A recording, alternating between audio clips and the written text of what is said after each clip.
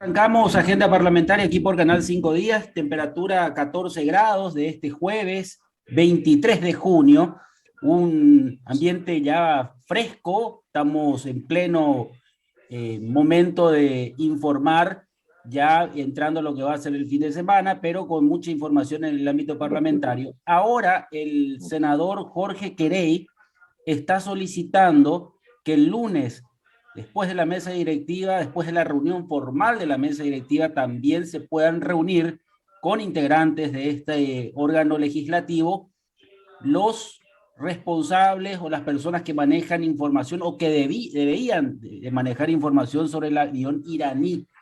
El Gustavo Sandoval, el funcionario de la DINAT que fue removido del cargo, será uno de los primeros en ser llamados para escuchar su versión, para escuchar la información que tiene. Todo esto con mucha cautela, considerando la importancia del caso, decía también el propio senador Jorge Querey. Vamos a ampliar sobre este tema en unos minutos más, pero vamos a hablar hoy con el diputado Sebastián García de Patria Querida por Capital. Ayer la Cámara de Diputados modificó el proyecto de ley que había sido aprobado por la Cámara de Senadores que introducían a las tabacaleras y a los clubes deportivos como sujeto de control para CEPRELAT o por parte de CEPRELAT. Sin embargo, la modificación radica en que el Ministerio de Industria y Comercio tiene que ser el órgano que controla o el órgano que va a inspeccionar a este sector. Sebastián, ¿cómo estás? Buen día. Hola Luis, ¿cómo estás? Buen día y un gusto estar en contacto. Un saludo a la audiencia.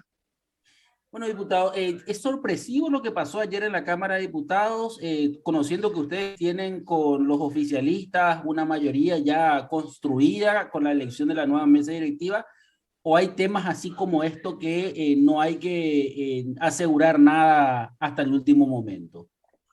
No, en realidad no es ninguna sorpresa, ¿verdad? En Ujú. realidad, en cierta manera, se esperaba que ocurra algo así, sobre todo considerando que, en primer lugar, la mayoría se construyó para la elección de la mesa directiva. No tiene ningún otro acuerdo de proyectos ni mucho menos de agenda programática detrás, exclusivamente para la mesa directiva por una cuestión de equilibrio de poderes, ¿verdad? Entonces, haciendo esa salvedad, no sorprende en absoluto, porque bueno, sabemos que el dinero ilícito, el dinero espurio va a cumplir un rol fundamental ahora en las internas y en las elecciones del año que viene. El crimen organizado se está metiendo por todos lados, el dinero del contrabando, del lavado de dinero se está metiendo por todos lados y por supuesto que está apuntando a sostener a políticos y sobre todo proyectos electorales. Entonces, en ese sentido, los que cuentan con ese dinero, los que esperan recibir ese dinero, evidente que van a hacer todo lo posible por eludir o por desviar o por, obviamente, mutilar proyectos de ley que justamente que tengan que ver con ese tipo de controles o con trazabilidad, ¿verdad? Entonces, bueno, ayer quedó en claro que supuestamente muy preocupados por tratar el proyecto pidieron una sesión extraordinaria, muy preocupados por avanzar con el trámite legislativo, pidieron una sesión extraordinaria y sorpresivamente ya tenían un dictamen redactado que justamente lo que hacía era mutilar el proyecto que en teoría busca que las tabacaleras y los clubes de fútbol tengan la debida trazabilidad y estén sometidas al control de la CEPRELAT, ¿verdad?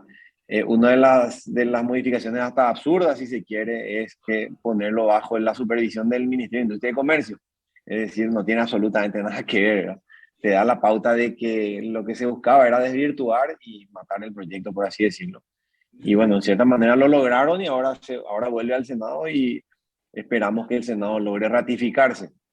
Pero no sorprende, ¿verdad? Es un poco el tipo de comportamiento que se viene dando de bancadas bueno, que ya creo que se viene demostrando que tienen actores que cuentan con el apoyo del dinero sucio, del dinero del crimen organizado, y que cuentan con apoyo del dinero del contrabando. Entonces, bueno, nos toca pisar más fuerte, nos toca mantenernos más firmes y nos toca sobre todo abrir los ojos a la ciudadanía, ¿verdad? Alertar que eso está ocurriendo, alertar que eso tiene sus derivaciones posteriores, ¿verdad? En el día a día de la gente, tanto en el mundo de los negocios como en el mundo del día a día, ¿verdad? Hasta el punto que el crimen organizado toma control lastimosamente de la sociedad. Ujú. Diputado, ¿ustedes creen que este tipo de proyectos de leyes van a seguir? Porque hay otro proyecto de ley que tiene que ver con la trazabilidad del comercio, la comercialización de tabacos o de cigarrillos. En un momento electoral se levantan sospechas porque sabemos que cada uno tiene que financiar sus campañas. No, no creo que sean sospechas, yo creo que queda en evidencia.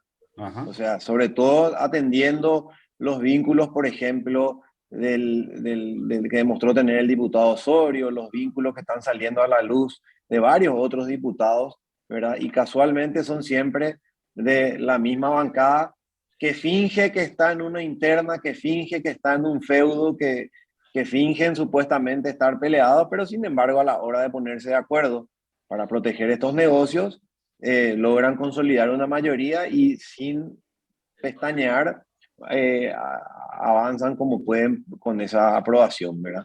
Entonces te da la pauta de que bueno, estamos lastimosamente a merced de esto y bueno, toca desde la oposición, desde el tercer espacio, toca construir espacios fuertes, mantenernos firmes y sobre todo dejar en evidencia, o sea, demostrar que cada vez van a seguir intentando, ya cada vez sin ruborizarse, no sé cómo decirte, acá ya no hay más, ya ni pestañean luego, ¿verdad? A la hora de proteger ciertos intereses que obviamente el día de mañana tienen que financiar la campaña, ¿verdad? Porque hay muchísimo dinero y los pone en una condición de que ellos, porque ellos su estructura mueven así, ¿verdad? Las municipales quedó en evidencia, habían PCs Colorado, ¿verdad? Fuera de los locales de votación, vendiendo votos, o sea, comprando votos a 300.000, 400.000.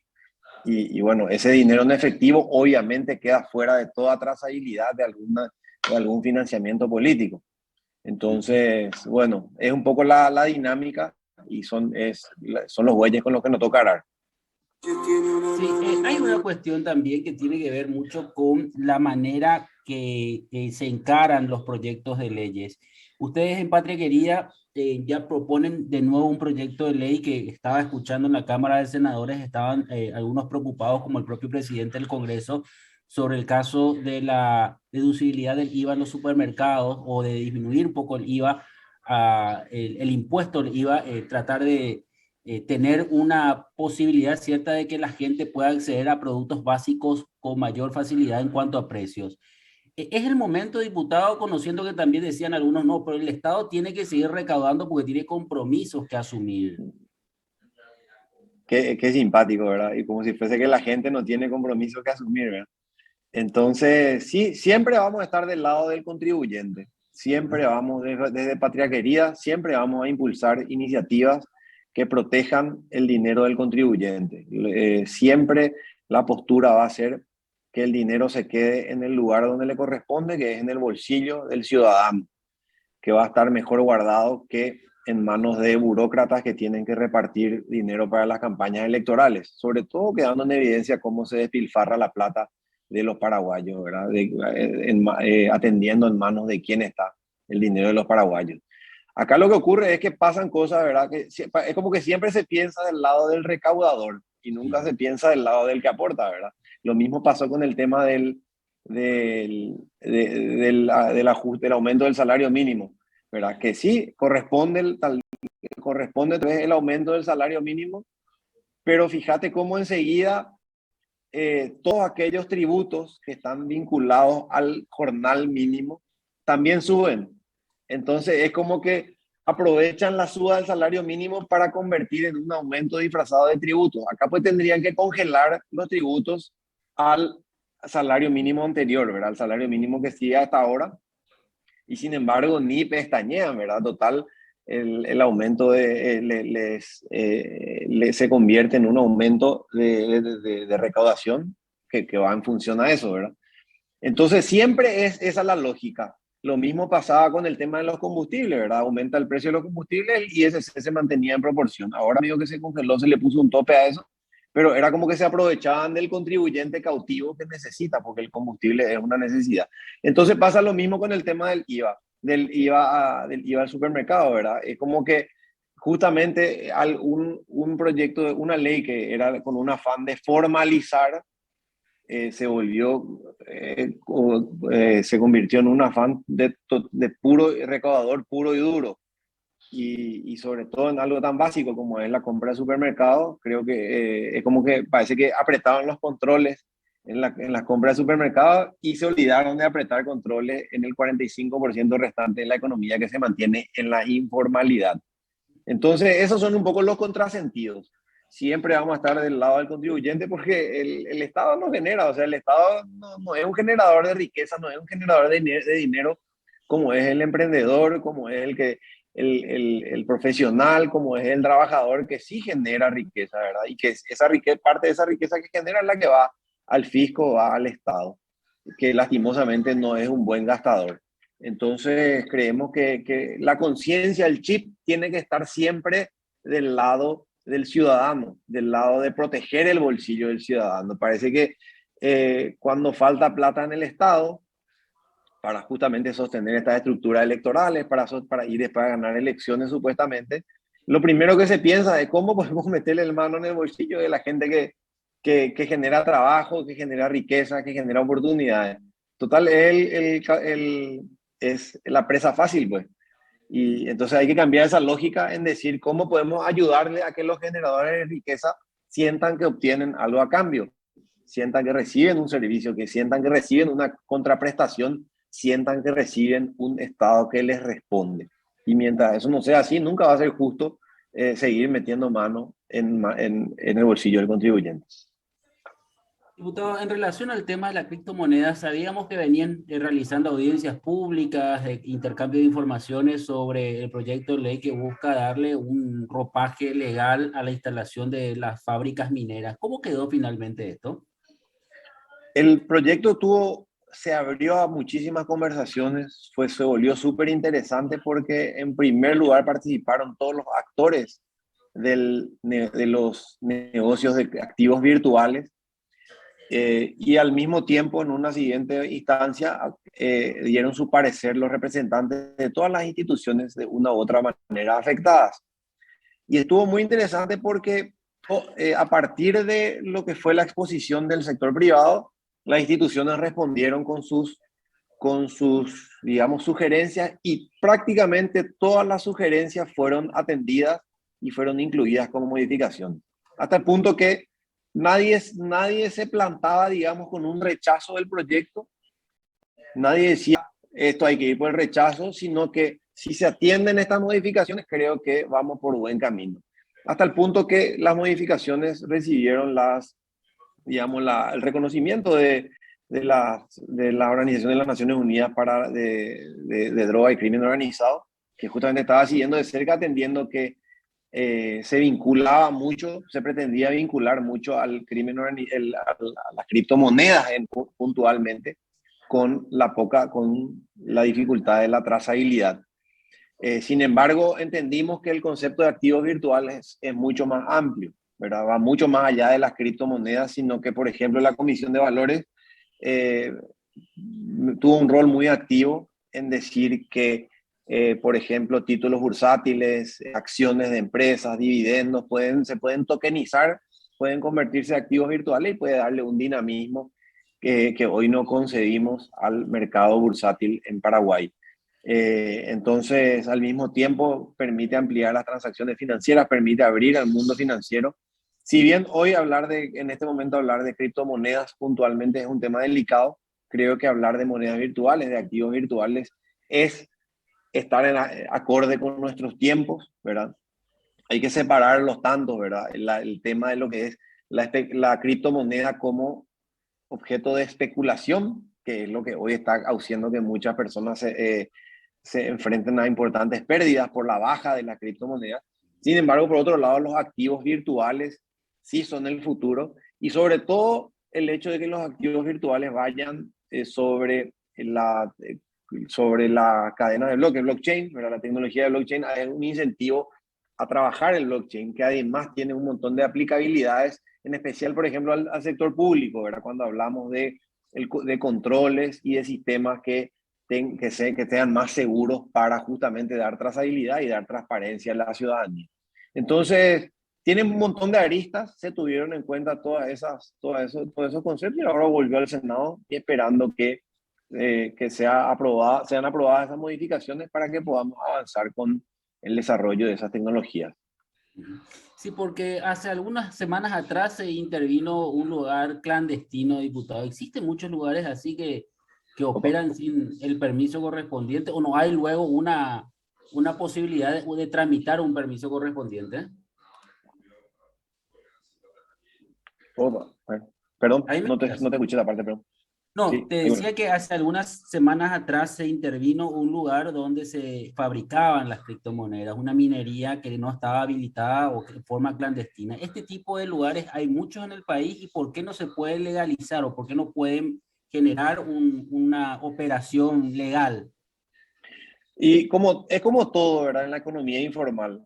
A ciertos sectores les conviene mantenerse en la informalidad, ¿verdad? Había una época en que se descubrían que habían muchos técnicos informáticos que sin embargo hacían minería de criptomonedas y tenían un consumo sideral de energía, ¿verdad? Pero se disfrazaban bajo el manto de técnicos informáticos. A medida que fue evolucionando la industria, digamos, entendimos que se fue creciendo y es una industria que hay sectores que trabajan en serio, ¿verdad? Hay sectores que en serio buscan formalizarse y buscan transparentarse, ¿entendés? Entonces buscan autorregularse. Entonces a los que invierten en serio, a los que operan en serio, tenemos que apoyarle y tenemos que generar digamos, ese registro formal para que, para que puedan existir dentro de la formalidad y para que se pueda de nuevo separar los tantos, ¿verdad? Separar a los que operan dentro de lo normal, a los que tributan, porque de nuevo, hasta se tuvo en cuenta las consideraciones de la Secretaría de Tributación, ¿verdad? En la cual se les pide que también paguen impuestos, ¿verdad? Que es lo que busca la SET en este caso. ¿Verdad? Se le tuvo en cuenta a ellos, se le tuvo en cuenta a la CEPRELAT, se le tuvo en cuenta al Banco Central, donde exponía ciertos riesgos respecto a adopción de monedas virtuales. Se tuvo en cuenta la recomendación del Ministerio de Industria y Comercio, que va a ser la autoridad regulatoria al momento de generar los registros correspondientes. O sea que se tuvo en cuenta también la recomendación de la ANDE, que, bueno, que saltó las alarmas respecto al consumo de energía, ya que las mineras entran en el rango de electrointensivas, pero al poner los plazos correspondientes en las autorizaciones, se termina tomando la precaución de que la energía no se va a acabar o no se va a malgastar. Sin embargo, se va a ir en acorde al desarrollo energético de nuestro país, que es lo que esperamos y que es lo que nos va a permitir dar un aprovechamiento óptimo de nuestra energía excedente.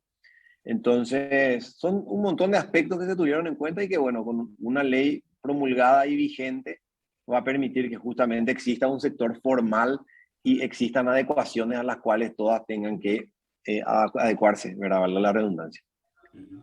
Diputado, muchísimas gracias por el tiempo. Un placer hablar contigo sobre estos temas. Seguiremos seguramente conversando y dando la atención especial a este tipo de proyectos que forman parte de una agenda parlamentaria. Muchas gracias, diputado.